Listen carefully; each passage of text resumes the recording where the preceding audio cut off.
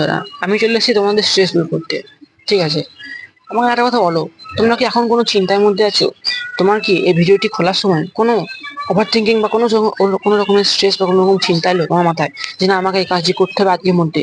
তাহলে এই সম্পূর্ণ ভিডিওটি তোমার জন্য। তোমরা যদি এই ভিডিওটি দেখো, তাহলে আমি গ্যারান্টি দিচ্ছি তোমার মধ্যে কোনো স্ট্রেস, কোনো ওভার থিঙ্কিং, কোনো চিন্তা থাকবে না। তো চলো, ভিডিওটি বেশি দেরি না করে শুরু করা যাক। ভিডিও সব থেকে প্রথম পয়েন্ট আমি দিয়েছি, তোমরা কিভাবে স্ট্রেস তোমাকে ধ্বংস করে দেয়। ঠিক আছে, এবার ধ্বংস করে দেয় মানে কি? তোমার কিছু কিছু স্ট্রেস আছে বা কিছু কিছু চিন্তা আছে বা কিছু ওভার থিঙ্কিং আছে, যে জিনিসটি তোমার লাইফটাকে অনেকটা ইমপ্রুভ করে দেবে। আবার কিছু কিছু জিনিস আছে বা কিছু কিছু স্ট্রেস আছে বা কিছু কিছু ওভার থিঙ্কিং আছে, যেটা তোমার লাইফটা একদম ধ্বংস করে দেবে। তো তোমরা কোন জিনিসটি চাও? তোমরা যদি চাও, তুমি যদি মনে করো যে আমি আমার স্ট্রেসকে কিংবা আমার ওভার থিঙ্কিং কাজে লাগিয়ে আমি একটা ভালো জায়গায় পৌঁছাবো, এবং তুমি যদি মনে করো যে তুমি ওভার থিঙ্কিং বা স্ট্রেস নিয়ে গোটা বছর কি বা গোটা মাস গোটা বছর তোমার একদম বরবাদ হয়েছে, তুমি বুঝতে পারবে না। ঠিক আছে, চলো ভিডিওতে বেশি দেরি না করে আগে এগিয়ে যাই। ভিডিওর প্রথম পয়েন্ট আমি রেখেছি কোন স্ট্রেসটা বেশি গুরুত্বপূর্ণ আর কোন স্ট্রেসটা বা কোন ওভার থিঙ্কিং তোমার গুরুত্বপূর্ণ নয়, মানে একদম ফালতু। সেটি কিভাবে খুঁজে বার করবো? সেটি খুঁজে বার করার জন্য সবথেকে ইজি উপায় হচ্ছে তোমাকে একটা নোটপ্যাড দিতে হবে বা যে কোনো খাতা বা যে কোনো পেন নিতে হবে। ঠিক আছে, এবং একটু সময় দিতে হবে নিজেকে। নিজেকে সময় দাও, বেসিক্যালি 1 ঘন্টা ছাদে বসে ফোনটা সুইচটা করে দিও, এবং তোমার দেখো তোমার মাইন্ডের মধ্যে কোন কোন চিন্তা ভাবনাগুলি আসছে বা কোন কোন থিঙ্কিং গুলি তোমার মাইন্ডের মধ্যে আসছে।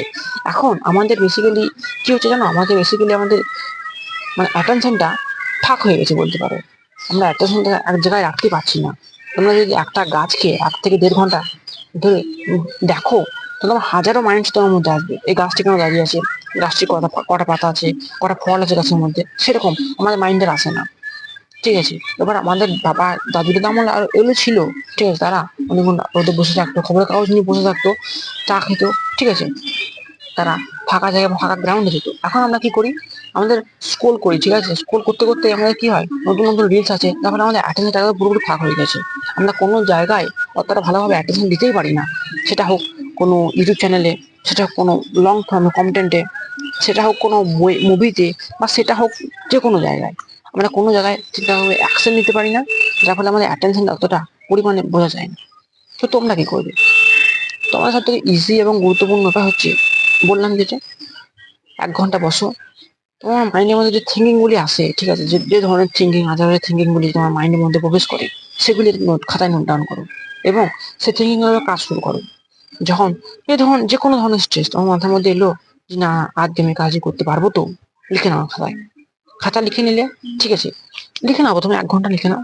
তারপরে 1 থেকে 1.5 ঘন্টা পর কাজ ওই জিনিসগুলির উপর কাজ শুরু করো, যে জিনিসগুলো লিখেছিলে। যে কোনো কিছু হতে পারে, আমি বললাম।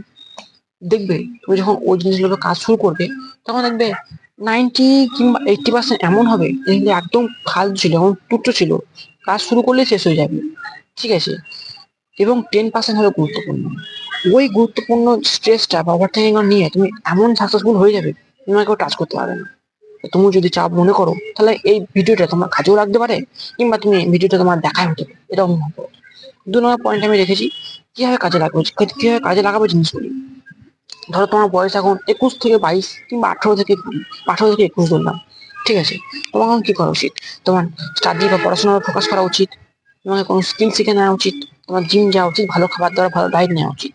ঠিক আছে, এবং তুমি তুমি চিন্তা করছো যে আমার কাছে একটা ভালো ফোন নেই, সেই হিসেবে চিন্তা করছো। ঠিক আছে, মানে তোমার কাছে অ্যাকসেপ্টেন্স নিয়ে আসতে হবে বেসিক্যালি, আমার মেন কথা হচ্ছে। ধরো বুঝাইছি তোমাকে, তোমার কাছে ভালো ফোন নেই।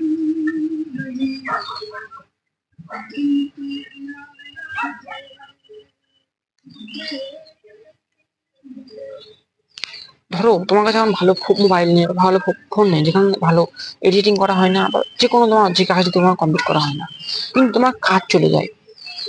তুমি সেই জিনিসটা নিয়ে স্ট্রেস করছো যে আমার কাছে এই জিনিসটা নয়, ওর কাছে আছে, ওর কাছে আছে, ওর কাছে নাই। দেখো, আমাদের মানে আমাদের হিউম্যান ব্রেন কি হয় জানো, আমরা কখনো একটা জিনিসকে নিয়ে খুশি হয়ে থাকতে পারি না।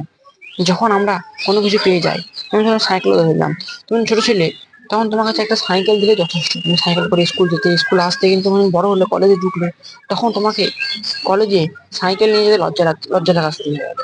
এবং তুমি ঘরে একটা মোটরসাইকেল চাইবে। ঠিক আছে, মোটরসাইকেল চাইলে তোমার কলেজ কোটা কমপ্লিট হলো, তারপর যখন তুমি একটু উঁচু লেভেলে, মানে উঁচু কোম্পানিতে কিংবা এমপ্লয়ি হলে, বেসিক্যালি কাজ শুরু করলে, তখন আর 4 চাকা তোমার দরকার হলো, কারণ সেখানে সবাই 4 চাকা নিয়ে আসে, তোমার 4 চাকা দরকার।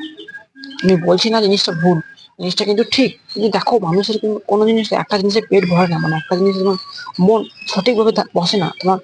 তত তুমি আগে ঘুরবে তত তোমার আরো আরো আরো তোমার ইনক্রিজটা ভালোটা অনেকটা ইনক্রিজ হবে। তাই কখনোই একটা জিনিস নিয়ে মেতে থাকা আমাদের পক্ষে খুবই ক্রিটিক্যাল এবং হয়ই না, মানে করতে পারি না আমরা। তাই সেই জিনিসটাকে স্ট্রেস নেই যে ওর কাছে আমার কাছে নাই, যার ফলে আমি কাজই করতে পারছি না। কিন্তু তুমি একটা কথা ভাবো তো, আমার ওই কাজটি তো বন্ধ করে দিলেই হতো না। আমি কখনো এটা মনে করতে পারি না যে কাজটি আমার জন্য, এবং কাজটি আমি কমপ্লিট করবো ছাড়বো। না, কাজ আমার জন্য নাও হতে পারে। সবার জন্য সবার জন্য কিন্তু চালিয়ে যাওয়া সম্ভব নয়। ঠিক আছে, সেই হিসাবে তুমি ধরো তুমি আজে বাজে জায়গায় নিজের সময়টাকে নষ্ট করো না। দেখো তোমার কাছে কোন জিনিসটি না এবং কোন জিনিসটি তোমার থাকা জরুরি। ঠিক আছে, এইটুকু কাজ করলে তোমার 100% গ্যারান্টি তোমার স্ট্রেস অনেকটা কমে যাবে। তো এই ছিল ভিডিও। আশা করি ভিডিও দেখে তোমার সমস্ত জ্ঞান তথ্য বা পেয়ে ধারণা পেয়ে গেছো। ভিডিওটা নিয়ে করলাম, দেখা হচ্ছে নেক্সট ভিডিও, কাজ মতো করবে।